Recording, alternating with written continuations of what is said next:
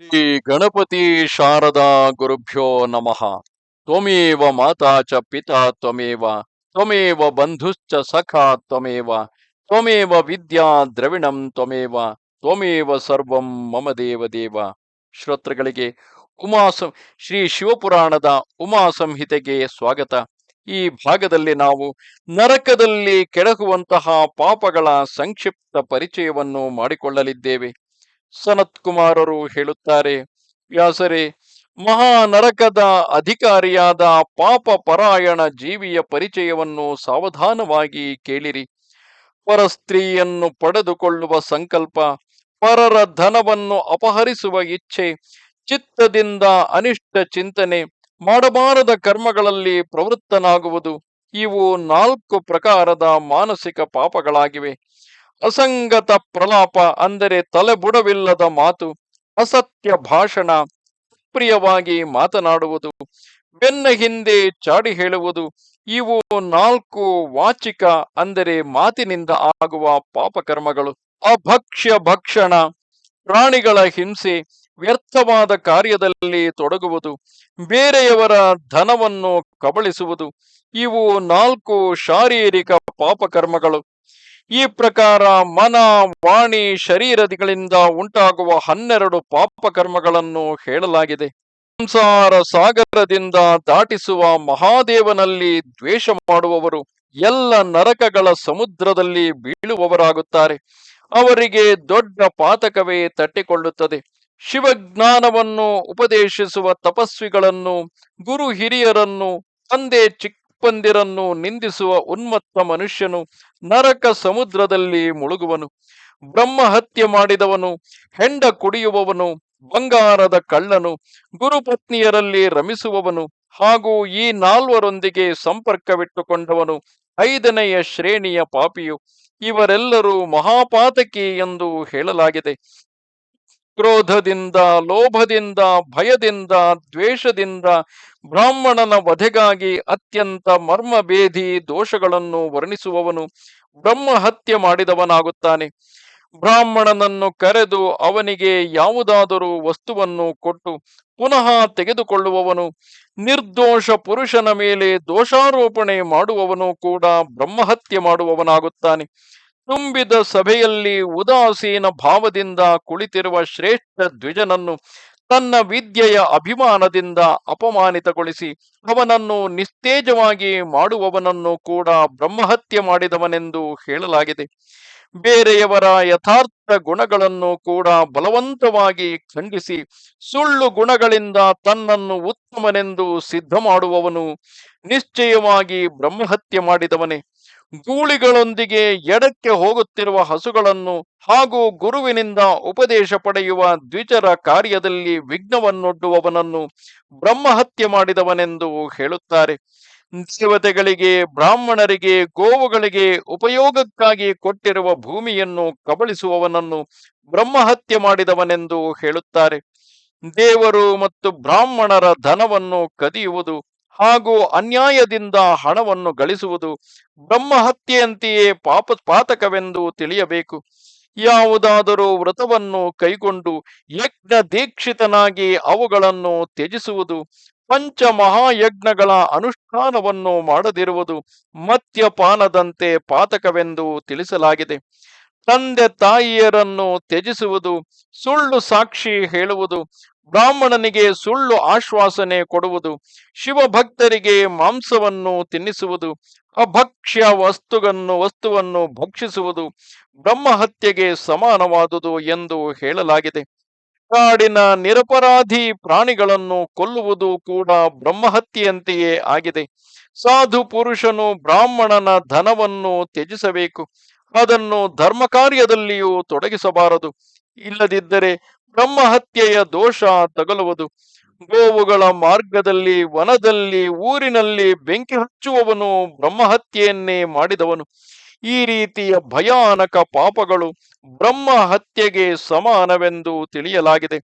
ಬ್ರಾಹ್ಮಣನ ದ್ರವ್ಯವನ್ನು ಅಪಹರಿಸುವುದು, ಪಿತ್ರಾರ್ಜಿತ ಸಂಪತ್ತಿಯ ಪಾಲಿನಲ್ಲಿ ಮೋಸ ಮಾಡುವುದು, ಅತ್ಯಂತ ಅಭಿಮಾನ ಪಡುವುದು, ಹೆಚ್ಚು ಕ್ರೋಧಗೊಳ್ಳುವುದು, ಅಖಂಡತೆಯನ್ನು ಹರಡುವುದು, ಕೃತಜ್ಞನಾಗುವುದು, ವಿಷಯಗಳಲ್ಲಿ ಹೆಚ್ಚು ಆಸಕ್ತನಾಗುವುದು, ಲೋಭಿಯಾಗಿರುವುದು, ಸತ್ಪುರುಷರನ್ನು ದ್ವೇಷಿಸುವುದು, ಪರಸ್ತ್ರೀಯಲ್ಲಿ ಸಮಾಗಮ ಮಾಡುವುದು, ಶ್ರೇಷ್ಠ ಕುಲದ ಕನ್ಯೆಯರನ್ನು ಕಲಂಕಿತಗೊಳಿಸುವುದು, ಯಜ್ಞ, ಉದ್ಯಾನವನ, ಸರೋವರ, ಸ್ತ್ರೀ ಪುರುಷರನ್ನು ಮಾರಾಟ ಮಾಡುವುದು, ತೀರ್ಥಯಾತ್ರೆ, ಉಪವಾಸ, ವ್ರತ, ಉಪನಯನ ಇತ್ಯಾದಿಗಳ ವ್ಯಾಪಾರ ಮಾಡುವುದು, ಹೆಂಡತಿಯ ಹಣದಲ್ಲಿ ಜೀವನ ನಡೆಸುವುದು, ಸ್ತ್ರೀಯರಿಗೆ ಅತ್ಯಂತ ಅಧೀನನಾಗುವುದು, ಸ್ತ್ರೀಯರನ್ನು ರಕ್ಷಿಸದಿರುವುದು, ಕಪಟದಿಂದ ಪರರ ಹೆಂಡತಿಯನ್ನು ಸೇವಿಸುವುದು, ಬ್ರಹ್ಮಚರ್ಯಾದಿ ವ್ರತಗಳನ್ನು ತ್ಯಜಿಸುವುದು, ಇತರರ ಆಚಾರವನ್ನು ಅನುಸರಿಸುವುದು, ಅಸತ್ ಶಾಸ್ತ್ರಗಳನ್ನು ಅಧ್ಯಯನ ಮಾಡುವುದು,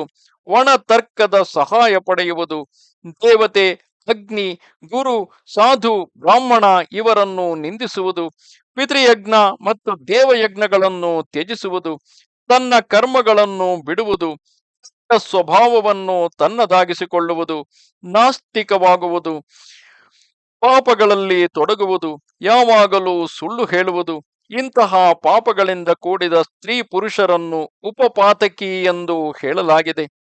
ಗೋವುಗಳ, ಬ್ರಾಹ್ಮಣ ಕನ್ಯೆಯರ, ಒಡೆಯನ, ಮಿತ್ರನ, ತಪಸ್ವಿ ಮಹಾತ್ಮರ ಕಾರ್ಯಗಳನ್ನು ನಾಶ ಮಾಡುವವರು ನರಕಗಾಮಿ ಎಂದು ತಿಳಿಯಲಾಗಿದೆ. ಬ್ರಾಹ್ಮಣರಿಗೆ ದುಃಖ ಕೊಡುವವನು, ಅವರನ್ನು ಕೊಲ್ಲಲು ಆಯುಧವನ್ನು ಎತ್ತುವವನು, ದ್ವಿಜನಾಗಿದ್ದು ಶೂದ್ರರ ಸೇವೆ ಮಾಡುವವನು, ಕಾಮವಶನಾಗಿ ಮದ್ಯವನ್ನು ಸೇವಿಸುವವನು, ಪಾಪ ಪರಾಯಣನು, ಕ್ರೂರನು, ಹಿಂಸೆಯ ಪ್ರಿಯನು, ಗೋಶಾಲೆಯಲ್ಲಿ, ಅಗ್ನಿಯಲ್ಲಿ, ನೀರಿನಲ್ಲಿ, ರಸ್ತೆಯಲ್ಲಿ, ಮರಗಳ ನೆರಳಲ್ಲಿ, ಪರ್ವತದಲ್ಲಿ, ಉದ್ಯಾನದಲ್ಲಿ, ದೇವ ಮಂದಿರಗಳ ಬಳಿಯಲ್ಲಿ ಮಲಮೂತ್ರಗಳನ್ನು ತ್ಯಜಿಸುವವನು, ಬಿದಿರು, ಇಟ್ಟಿಗೆ, ಕಲ್ಲು, ಮರ, ಕೊಂಬು, ಮುಳ್ಳುಗಳಿಂದ ದಾರಿಯನ್ನು ತಡೆಯುವವನು ಅಥವಾ ಮುಚ್ಚುವವನು, ಬೇರೆಯವರ ಹೊಲದ ಗಡಿಯನ್ನು ಅಂದರೆ ಬೇಲಿಯನ್ನು ಮುರಿಯುವವನು, ಕಪಟದಿಂದ ಶಾಸನ ಮಾಡುವವನು, ಛಲ ಕಪಟದ ಕಾರ್ಯಗಳಲ್ಲೇ ತೊಡಗಿರುವವನು, ಯಾರನ್ನಾದರೂ ಮೋಸಗೊಳಿಸಿ ತಂದಿರುವ ಆಹಾರ, ಅನ್ನ, ವಸ್ತ್ರಗಳನ್ನು ಹಠದಿಂದ ಉಪಯೋಗಿಸುವವನು, ಪತ್ನಿ, ಪುತ್ರ, ಮಿತ್ರ, ಬಾಲಕ, ವೃದ್ಧ, ದುರ್ಬಲ, ಆತುರ ಅಂದರೆ ಹಸಿದಿರುವವನು, ಆಳು, ಅತಿಥಿ, ಬಂಧುಗಳು ಇವರು ಹಸಿದಿರುವಾಗ ಇವರನ್ನು ಬಿಟ್ಟು ಸ್ವತಃ ಉಣ್ಣುವವನು, ಇಂದ್ರಿಯಗಳನ್ನು ಗೆಲ್ಲದವನು, ಸ್ವತಃ ನಿಯಮಗಳನ್ನು ಕೈಗೊಂಡು ಮತ್ತೆ ಅವನ್ನು ತ್ಯಜಿಸುವವನು, ಸನ್ಯಾಸ ಸ್ವೀಕರಿಸಿಯೂ ಪುನಃ ಸಂಸಾರಿಯಾದವನು, ಶಿವ ಪ್ರತಿಮೆಯನ್ನು ಒಡೆಯುವವನು, ಹಸುಗಳನ್ನು ಕ್ರೂರವಾಗಿ ಹೊಡೆಯುವವನು, ಪದೇ ಪದೇ ಅವನ್ನು ನಿಯಂತ್ರಿಸುವವನು, ದುರ್ಬಲ ಪಶುಗಳನ್ನು ಸಾಕದವನು, ಸದಾ ಅವನ್ನು ಅಟ್ಟಿ ಬಿಡುವವನು, ಹೆಚ್ಚು ಭಾರವನ್ನು ಹೇರಿ ಅವುಗಳನ್ನು ಪೀಡಿಸುವವನು, ಸಾಮರ್ಥ್ಯವಿಲ್ಲದಿದ್ದರೂ ನೇಗಿಲಿಗೆ ಬಂಡಿಗೆ ಹೂಡುವವನು ಅಥವಾ ಅವುಗಳಿಂದ ಸಹಿಸಲಾರದಷ್ಟು ಭಾರವನ್ನು ಎಳೆಸುವವನು, ಪಶುಗಳಿಗೆ ಆಹಾರ ಕೊಡದೆಯೇ ಅವುಗಳನ್ನು ನೇಗಿಲಿಗೆ ಕಟ್ಟುವವನು, ಕಟ್ಟಿ ಹಾಕಿದ ಪಶುಗಳನ್ನು ಮೇಯಲು ಬಿಡದವನು, ಭಾರದಿಂದ ಬಳಲಿದ, ರೋಗದಿಂದ ಪೀಡಿತವಾದ, ಹಸಿವೆಯಿಂದ ಕಂಗೆಟ್ಟ ಹಸು ಎತ್ತುಗಳನ್ನು ಸಾಕದೇ ಇರುವವನು, ಇವರೆಲ್ಲರೂ ಗೋಹತ್ಯೆ ಮಾಡಿದವರು ಹಾಗೂ ನರಕಗಾಮಿ ಎಂದು ತಿಳಿಯಲಾಗಿದೆ. ಎತ್ತುಗಳ ಅಂಡಕೋಶಗಳನ್ನು ತೆಗೆಸುವ ಮತ್ತು ಗೊಡ್ಡು ಹಸುವನ್ನು ನೇಗಿಲಿಗೆ ಕಟ್ಟುವ ಪಾಪಿಷ್ಠ ಮನುಷ್ಯನು ಮಹಾ ನಾರಕಿಯಾಗುವನು. ಹಸಿವು ಬಾಯಾರಿಕೆಯುಳ್ಳವನು, ಪರಿಶ್ರಮ ಪಟ್ಟವನು, ಅನ್ನದ ಇಚ್ಛೆಯಿಂದ ಮನೆಗೆ ಬಂದಿರುವ ಅತಿಥಿಗಳ ಮೇಲೆ, ಅನಾಥ, ದೀನ, ಬಾಲ, ವೃದ್ಧ, ದುರ್ಬಲ ಹಾಗೂ ರೋಗಿಗಳ ಮೇಲೆ ದಯ ಮಾಡದಿರುವ ಮೂಢನು ನರಕ ಸಮುದ್ರದಲ್ಲಿ ಬೀಳುವನು. ಮನುಷ್ಯನು ಸತ್ತು ಹೋದಾಗ ಅವನು ಗಳಿಸಿದ ಧನವು ಮನೆಯಲ್ಲೇ ಉಳಿದು ಬಿಡುತ್ತದೆ. ಬಂಧು ಬಾಂಧವರು ಸ್ಮಶಾನದವರೆಗೆ ಬರುತ್ತಾರೆ. ಕೇವಲ ಅವನು ಮಾಡಿದ ಪಾಪ ಪುಣ್ಯಗಳು ಪರಲೋಕಕ್ಕೆ ಹೋಗುವ ಜೀವಿಯೊಂದಿಗೆ ಹೋಗುತ್ತವೆ. ಔಚಿತ್ಯದ ಸೀಮೆಯನ್ನು ಮೀರಿ ಮನ ಬಂದಂತೆ ಕರವನ್ನು ವಸೂಲಿ ಮಾಡುವ ಹಾಗೂ ಬೇರೆಯವರನ್ನು ದಂಡಿಸುವುದರಲ್ಲಿ ರುಚಿಯುಳ್ಳ ರಾಜನನ್ನು ನರಕದಲ್ಲಿ ಬೇಯಿಸಲಾಗುವುದು. ಯಾವ ರಾಜನ ರಾಜ್ಯದಲ್ಲಿ ಪ್ರಜೆ ಲಂಚಕೋರರಾಗಿರುವರೋ, ತಮ್ಮ ರುಚಿಗನುಸಾರ ಕಡಿಮೆ ಹಣ ಕೊಟ್ಟು ಹೆಚ್ಚು ಬೆಲೆ ಬಾಳುವ ವಸ್ತುವನ್ನು ಕೊಂಡುಕೊಳ್ಳುವ ಅಧಿಕಾರಿಗಳಿರುವರೋ, ದರೋಡೆಕೋರರಿಂದ, ಕಳ್ಳರಿಂದ ಪ್ರಜೆ ಪೀಡಿತವಾಗುವುದು, ಆ ರಾಜನನ್ನು ಕೂಡ ನರಕಗಳಲ್ಲಿ ಬೇಯಿಸಲಾಗುವುದು. ಪರರ ಸ್ತ್ರೀಯರೊಡನೆ ವ್ಯಭಿಚಾರ, ಮತ್ತು ಕಳ್ಳತನ ಮಾಡುವ ಪ್ರಚಂಡ ಪುರುಷನಿಗೆ ತಗಲುವ ಪಾಪವೇ ಪರಸ್ತ್ರೀಗಾಮಿ ರಾಜನಿಗೂ ತಗಲುವುದು.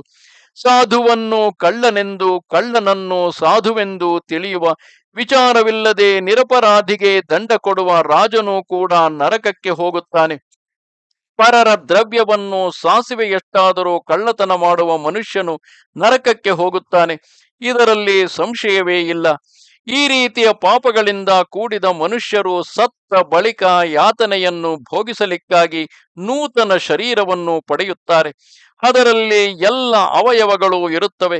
ಅದಕ್ಕಾಗಿ ಮಾಡಿದ ಪಾಪಕ್ಕೆ ಪ್ರಾಯಶ್ಚಿತ್ತ ಮಾಡಿಕೊಳ್ಳಬೇಕು. ಇಲ್ಲದಿದ್ದರೆ 100 ಕೋಟಿ ಕಲ್ಪಗಳಲ್ಲಿಯೂ ಭೋಗಿಸದ ಪಾಪಗಳು ಭೋಗಿಸದೆ ಅಂದರೆ ಆ ಪಾಪಗಳನ್ನು ಭೋಗಿಸದೆ ಆ ಪಾಪಗಳು ನಾಶವಾಗಲಾರವು.